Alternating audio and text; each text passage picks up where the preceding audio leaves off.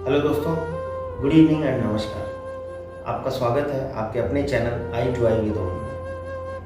दोस्तों, आज हम बात करते हैं कुछ करंट टॉपिक्स के बारे में जो आजकल हमारे न्यूज़ मीडिया हर जगह पूरी तरह से छाई हुई। ये 2-3 खबरें हैं, ज़्यादा डिस्कशन नहीं करेंगे। इन 2-3 खबरों ने आजकल पूरी हवा गर्म करके रखी है। लगता है इनके अलावा अब हिंदुस्तान में और कोई इशू नहीं है और कोई पॉइंट नहीं है।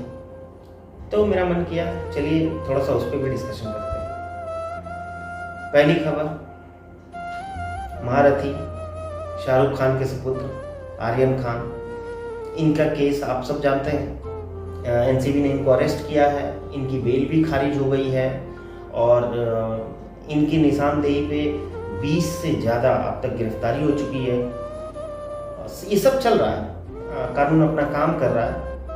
हम ये नहीं कह रहे कि ये गुनहगार हैं या ये ईमानदार हैं, ये जो भी हैं इसका फैसला कानून करे तो बेहतर है। हाँ, लेकिन आजकल हमारे यहाँ अवार्ड वापसी गैंग और सो कॉल इंटेलेक्चुअल्स गैंग जो है ना, जो हमेशा आ जाती है, अपनी तख्ती लेके खड़ी हो जाती है, तो धीरे धीरे आवाज़ आनी शुरू हो गई। अब ये लोग अपनी बिलों से निकलना शुरू कर दिए हैं और आर्यन खान के सपोर्ट में फिर से वही चीज़ें होने जा रही हैं जो कि आज से पहले, इससे पहले जब भी इस तरह के केसेस आए हैं तो आपने देखा होगा कि ये लोग काफ़ी सक्रिय हो जाते हैं और सरकार और कानून के खिलाफ तरह तरह की बातें मैनिपुलेट करने की कोशिश करते हैं। अब बहुत सारे लोग बाहर आ गए हैं, देखिए स्टेटमेंट कैसे आ रहे हैं। एक स्टेटमेंट आया है, साहब वो तो अभी बच्चा है, महज 23 साल का है। अब उन साहब से कौन पूछे कि 23 साल की उम्र में न जाने कितने हमारे डिफेंस के ऑफिसर्स ने, आर्मी नेवी एयरफोर्स, इनके ऑफिसर्स ने अपनी जान दे दी कारगिल में और न जाने कहाँ कहाँ, नाम लेने की जरूरत नहीं है। जख्मों को कुरेदना अच्छा नहीं लगता बार बार। इसी एज ग्रुप के बच्चों में अभी रिसेंटली जो ओलंपिक बीता है उसमें भी नाम लेने की जरूरत नहीं है, बहुत सारे हैं। फिर नाम ले लिया मैंने। ये सब बच्चे उसी उम्र के हैं जो देश के लिए गोल्ड मेडल लेके आ रहे हैं और इन्होंने देश का नाम दुनिया में रोशन किया है।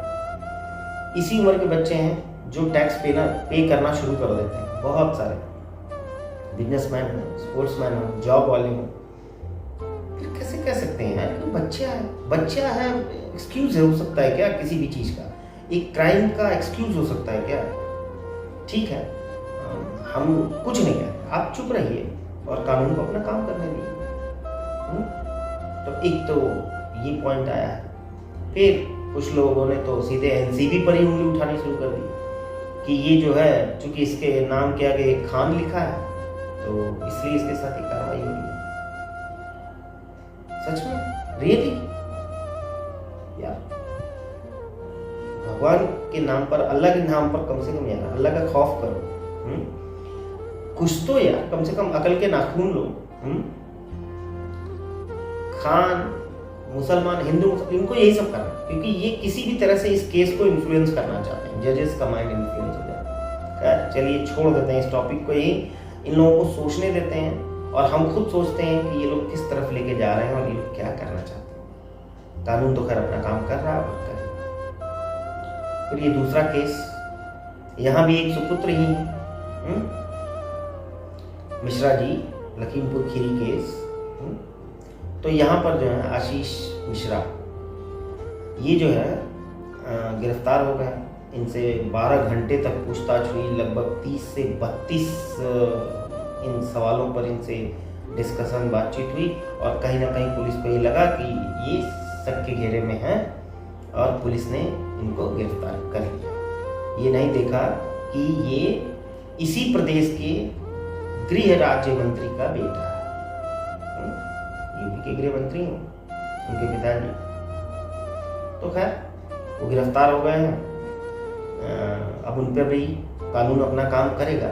लेकिन यहाँ भी फिर वही देखिए, 2 तरह की जो गैंग्स है ना हमारे देश में, एक सो कॉल्ड इंटेलेक्चुअल्स और अवार्ड वापसी गैंग, और उन्हीं के सगे भाई हैं ये वाले, ये जो पॉलिटिशियंस, एक तो अपोजिशन पार्टियां और कुछ उन्हीं से मिले जुले, उन्हीं की विचारधारा को फॉलो करने वाले मीडिया वाले, पत्रकार और इंटेलेक्चुअल्स।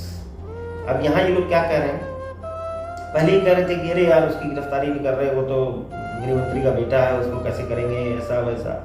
जब वो गिरफ्तार हो गया है तो अभी कह रहे हैं कभी उसको सजा नहीं मिल सकती, वो तो ये बायस होके ये होगी सारी जांच, ये तो क्लियर जांच हो ही नहीं सकती क्योंकि वही उसके फादर जो हैं ऑन चेयर हैं। भाई बेटे ने गलती की है, बाप ने थोड़ी की। बाप अपनी पोस्ट पर है, जहाँ था वहाँ है, वो अपना काम कर रहा है। बेटा एक समान नागरिक है देश का, उसने गलती की है, वो अरेस्ट हुआ है, ठीक है। इस बात से नकारा नहीं जा सकता कि जरूर इन्फ्लुएंस होता है कि बड़े बाप का बेटा है, तो बड़े बाप का बेटा तो शाहरुख खान भी का बेटा आर्यन खान भी है। तो फिर वहाँ पे दूसरा पैमाना, यहाँ पे दूसरा पैमाना। मतलब आपके हिसाब से वहाँ उसको ये सोच के छोड़ दिया जाए कि वो 23 साल का बच्चा है, क्योंकि उसके नाम के आगे खान लगा है, और यहाँ इसको तुरंत फांसी पे चढ़ा दिया जाए, मर्डर का केस इसके ऊपर लगा के, क्योंकि ये मिश्रा का बेटा है। मतलब ये कैसी मानसिकता है, कैसा दोगलापन है लोगों की सोच का कि सेम तरह की घटना में अपने लिए ऐसा फैसला चाहिए और दूसरे के लिए वैसा फैसला चाहिए। यही वजह रही कि मुझे ये दोनों टॉपिक उठाने पड़े और ये बात करनी पड़ी।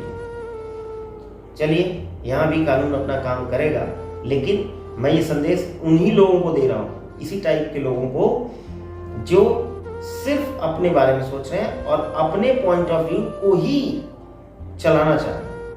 वो उनको कानून पे भरोसा नहीं है, उन्हें किसी चीज़ पे भरोसा नहीं। वो अपने हिसाब से चीज़ों को देखते हैं और उसी हिसाब से वो चाहते हैं कि बाकी दुनिया, कानून देश का, जजेस सब उन्हीं के हिसाब से देखे और उन्हीं के हिसाब से फैसला करें। चलिए साहब, इसको भी छोड़ देते हैं। अब आते हैं एक मज़ेदार खबर पे, जो कि मेरी तो फेवरेट है हमेशा से। इंटरनेशनल न्यूज़ मेरी हमेशा फेवरेट रहती है, और उसमें भी पाकिस्तान की न्यूज़ हो तो कोई बात नहीं, वैसे चाइना भी उससे कम नहीं है। तो अभी फ़िलहाल हम चाइना की बात करते हैं। वैसे शाहरुख खान और लखीमपुर का जो केस है, इसने इस न्यूज़ को इस तरह दबा दिया जैसे लगा कि कोई न्यूज़ ही नहीं है, जबकि मेरी नज़र से देखा जाए तो सबसे इम्पोर्टेंट न्यूज़ यही थी।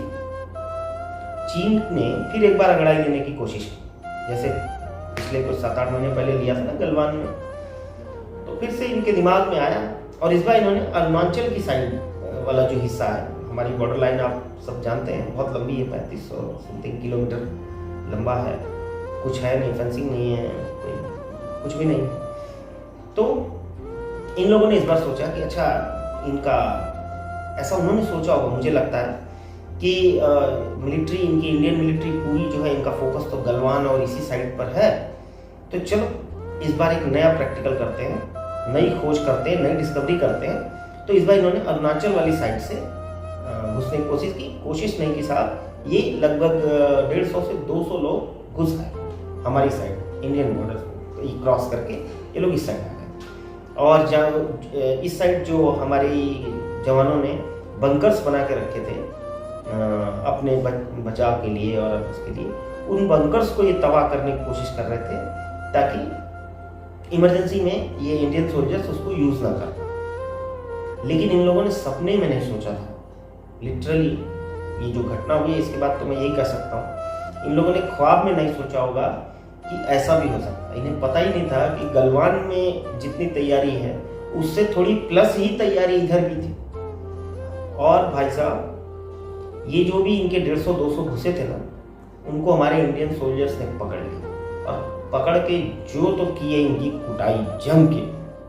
अब मैं बताऊंगा आपको आगे कि ये ऐसा कुटाई हुई है कि नहीं हुई है, क्योंकि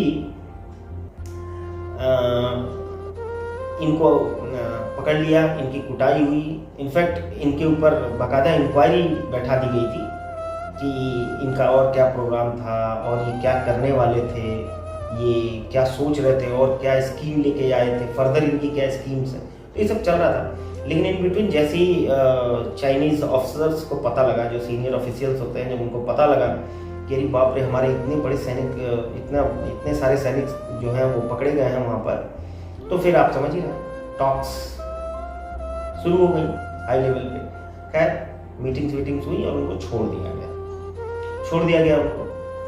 बट अभी जिस हिसाब से चाइना का जो मीडिया है, global times, so called media, वो तो मुखपत्र है वहाँ की सरकार का, वहाँ फ्री मीडिया तो है नहीं।